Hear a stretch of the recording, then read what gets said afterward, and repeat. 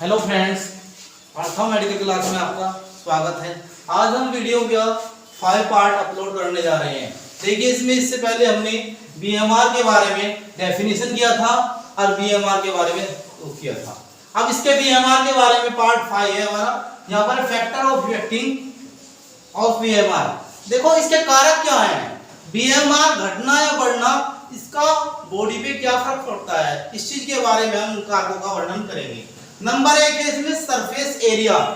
Surface area जो body का है हमारी, उस सरफेस एरिया में ये बीएमआर क्या वर्क करता है। देखिए, सरफेस एरिया इज रिलेटेड होता है कहीं को वेट को एंड हाइट को।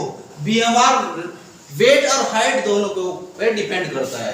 अगर बीएमआर की मात्रा घटेगी या बढ़ेगी तो हमारी बॉडी वेट पे और हाइट पे भी इफेक्ट करेगा। ठीक है, पहला पॉइंट है। दूसरा पॉइंट देखिए, सेक्स, चाहे वो मेल हो चाहे वो फीमेल हो, चाहे वो मेल हो चाहे वो फीमेल हो, दोनों पे बीएमआर का इफेक्ट पड़ता है। कैसे पड़ता है देखो, मेन हैव माइनर हाइट। कैसी होती है? माइनर होती है सूक्ष्म, छोटी। माइनर हाइट, सूक्ष्म हाइट होती है 5% बीएमआर देन कहेगी वुमेन्स। वुमेन्स से बीएमआर कम होता है। वुमेन्स के अपेक्षा मेंस का जो बीएमआर होता है वो कम होता है। इसमें इसलिए सेक्स का भी प्रभाव पड़ता है। नंबर 3 है एज। एज का इफेक्ट पड़ता है कि वो एडल्ट है या इन्फेंट है या चिल्ड्रन है या वुमेन्स है। इस चीज पे भी इसका बहुत ज्यादा इफेक्ट पड़ता है। तो देखिए कैसे पड़ता है। इन्फेंट होता है न्यूबॉर्न बेबी। जो हमारा न्यूबॉर्न बेबी होता है वो इन्फेंटा होता है। उसके बाद ग्रोइंग चिल्ड्रन, जो बढ़ती उम्र के बच्चे हैं, जैसे 2 साल 4 साल 6 साल के जो बच्चे हैं, तो इन्फेंट पे एंड ग्रोइंग चिल्ड्रन पर विद बैंड झुकाव होता है। उसका क्या, उसकी तरफ झुकाव होता है। मसल्स मास, बीएमआर मसल्स मास, जो हमारी मसल्स होती हैं बॉडी की मसल, 2 से 6 मसल्स होती हैं, उन मसल्स पे भी मसल्स मास बीएमआर पर कहेगा हायर,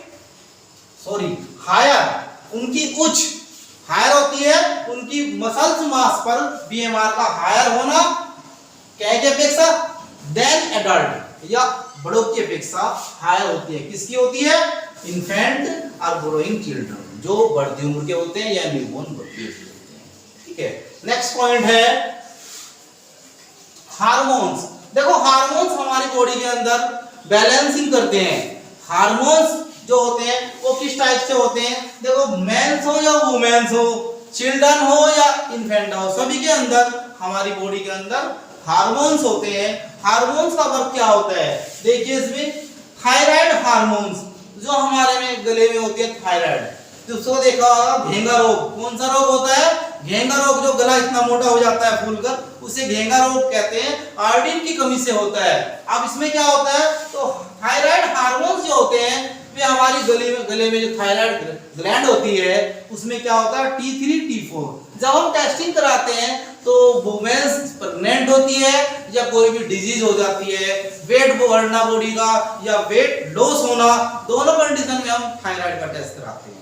उससे हमें बहुत बीमारी के संकेत मिलते हैं। तो थायराइड, T3 T4 TSH 3 होते हैं ये थायराइड के। ठीक है, हम लेकिन 2 के बारे में वर्णन करेंगे, T3 T4। ठीक है, affecting on the metabolism of body. क्या करते हैं? थायराइड बॉडी के अंदर जो मेटाबॉलिज्म होता है उसको मेंटेन करने का वर्क करते हैं। ठीक है, एक लिमिट होती है थायराइड की, किस रेंज तक नॉर्मल है, और अगर लो हो जाएगा तो प्रॉब्लम आ जाएगी, अगर हाई हो जाएगा तो प्रॉब्लम हो जाएगा। तो बॉडी के अंदर सभी चीजों के एक बैलेंसिंग होता है, एक वैल्यू होती है नॉर्मल। नेक्स्ट पॉइंट देखिए, इसमें देखिए 10 इस प्रकार बीएमआर इज रेज बढ़ाता है। बीएमआर क्या करता है? रेजिस बढ़ाता है। किस चीज को बढ़ाता है? In hyper thyroid. क्या है को? देखो, हाइपर, 2 शब्द आए हैं, हाइपर, एक होता है हाइपो। 2 शब्द को देखो डिफाइन करना हमें, हाइपर और हाइपो। हाइपर जब होता है तो उसे कहते हैं उच्च। कैसे? बैलेंसिंग लिमिट से उच्च जाने को हाइपर कहते हैं, hypothyroidism. And reduce in A hypo, अगर बैलेंसिंग रेंज से नीचे जाएगा तो उसे कहते हैं reduce in A hypothyroidism. Thyroid की एक लिमिट होती है, उससे ऊपर जाना हाइपो, उससे नीचे जाना हाइपर, सॉरी हाइपर उच्च होता है, हाइपो निम्न होता है। ठीक है, अब देखिए इसमें दी अदर्स हार्मोन्स, इसके अलावा भी हार्मोन्स होते हैं। थायराइड हार्मोन्स के अलावा भी हमारी बॉडी के अंदर कुछ हार्मोन्स होते हैं। किस प्रकार के हार्मोन्स होते हैं? सच एज, जैसे कि इपिनेफ्रेइन। इपिनेफ्रेइन का वर्क क्या होता है? देखो जो बहुत ही क्रिटिकल वर्ड है, इपिनेफ्रेइन एक ऐसा होता है जो क्रिटिकल एलर्जी, बॉडी के अंदर जब क्रिटिकल एलर्जी, भयंकर एलर्जी हो जाती है या किसी की सांस की गति रुक जाती है, उस कंडीशन में इपोफायरिन इंजेक्शन देना चाहिए।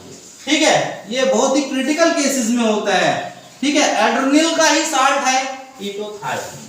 ठीक है, कोर्टिसोल, कोर्टिसोल होता है जो हार्मोन्स को ग्रोथिंग को क्या करता है, ये भी एक हार्मोन्स ही है।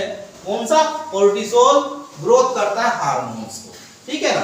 And sex hormones, sex hormones जो लेडीजों के अंदर अधिकांश सेक्स हार्मोन्स होते हैं तो इंक्रीज करते हैं वो बीएमआर। बीएमआर उस सेक्स हार्मोन्स को मेंटेन करने का कार्य करता है। नेक्स्ट देखिए इसमें है एनवायरनमेंट। एनवायरनमेंट का मतलब वातावरण का भी हमारे पास हमारी बॉडी पे इफेक्ट पड़ता है, चाहे वो सर्दी हो चाहे वो गर्मी हो, दोनों क्लाइमेट का हमारी बॉडी पर इफेक्ट पड़ता है। क्या पड़ता है? देखिए, कोल्ड क्लाइमेट, ठंडा वातावरण, कोल्ड क्लाइमेट ठंडा वातावरण, BMR is a higher compared करता है वुमेन क्लाइमेट। वुमेन जो क्लाइमेट होता है, जो लेडीज के जो क्लाइमेट को उसको इफेक्टिंग कर देता है।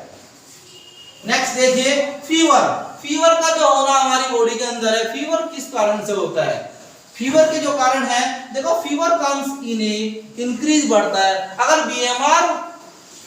बीएमआर हमारी बॉडी के अंदर बढ़ता है या घटता है तो बॉडी के अंदर कोई भी बीमारी सबसे पहले स्टार्टिंग फीवर से स्टार्ट होती है। फीवर होगा, फिर नज़ला जुकाम होगा, या फिर अदरवाइज सांस की प्रॉब्लम हो जाएगी या स्टमक प्रॉब्लम हो जाएगी। ये संकेत होते हैं, यानी कि बीएमआर का डिसबैलेंस होना ही हमारी बॉडी को बीमारी से संकेत करता है कि बीमारी बॉडी के अंदर इंट्रो करती है।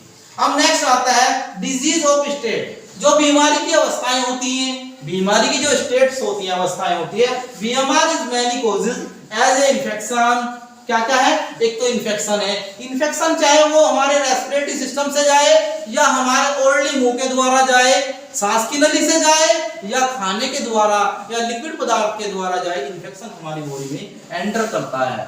लुकेमिया बीमारी होती है। पोल्सीथेमिया, पोल्सीथेमिया क्या होता है? ये बीमारी जब हमारे डब्ल्यूबीसी, तुमने नाम सुना होगा डब्ल्यूबीसी आरबीसी, हमारी रेड ब्लड सेल और डब्ल्यू व्हाइट ब्लड सेल्स होते हैं। तो आरबीसी के बढ़ने पर पोलीथेमिया बीमारी होती है। कार्डियक होते हैं जो हार्ट से संबंधित प्रॉब्लम्स होती है, उसे कार्डियक कहते हैं। जैसे कार्डियक फेलियर होता है, हार्ट फेल हो जाना, या हाइपरटेंशन जो हमारा डिसऑर्डर्ड होना, यानी कि मेंटलिटी प्रॉब्लम होना। नेक्स्ट देखिए इसमें है सिग्निफिकेशन ऑफ बीएमआर। सिग्निफिकेशन, इसका क्या महत्व है? सिग्निफिकेशन क्यों जरूरी है बीएमआर? देखो, BMR is important to calculate करता है हमारी कैलोरी। हमारी बॉडी के अंदर जितनी कैलोरी की जरूरत होती है, जितनी हमें बॉडी को चाहिए उतनी कैलोरी की क्या करता है बीएमआर इम्पोर्टेंट है। कैलोरी कैलकुलेट करना, कैलोरी को रिक्वायरमेंट ऑफ इंडिविजुअल, व्यक्तिगत जितनी हमें बॉडी, एक व्यक्ति ज्यादा वर्क करता है, एक कम करता है, तो उसके वर्क के अकॉर्डिंग उसे हमें डाइट चार्ट बना के उसे कैलोरी की जरूरत पड़ती है। And a planning of diets, उसमें हम वो। Okay friends, thanks.